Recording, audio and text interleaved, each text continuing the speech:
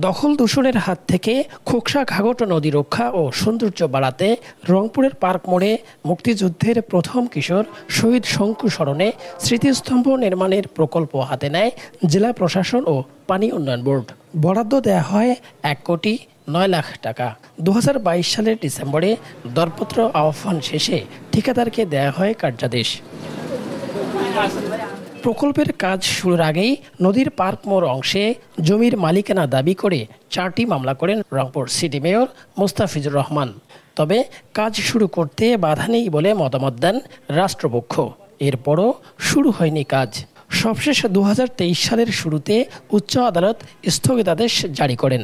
আমাদের জিপি মহোদয় উক্ত মোকদ্দমাটি পর্যালোচনা করে দেখেছেন যে ওখানে বাংলাদেশ সরকার পক্ষে জেলা প্রশাসকের কোনো আইনগত বাধা নাই।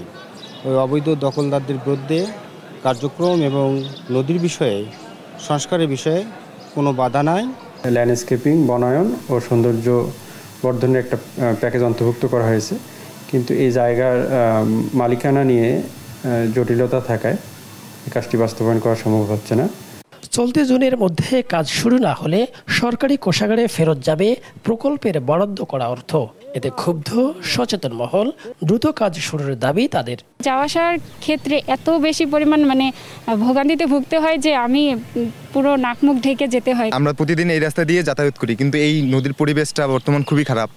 আর এই নদীর পরিবেশটা যদি একটু সুন্দর হইতো, আমাদের যাতায়াতের জন্য সুবিধা হইতো। এই কাজটা যে কোনো সময় শুরু করা যায়, কিন্তু কোথায় কি এক অজ্ঞাত কারণে শুধু বলে শুরু করব, কিন্তু শুরু করব বলতে বলতে তো দিনই শেষ হয়ে গেছে। এখন যদি এই ২-১ দিনের মধ্যে শুরু না করে, কাজটা করবে কখন? কাজটা করতে না পারলে এই টাকা এই অর্থ বছরে ফেরত যাবে। এটা যদি বাস্তবায়িত না হয় তাহলে স্বার্থান্বেষী মহলের স্বার্থটাই রক্ষা হবে, রংপুরের গণমানুষের স্বার্থ রক্ষিত হবে না। এ বিষয়ে শীঘ্রই কার্যকর ব্যবস্থা নেবেন সংশ্লিষ্টরা, এমনটাই আশা স্থানীয়দের। রফিকুল ইসলাম, দেশ টিভি, রংপুর।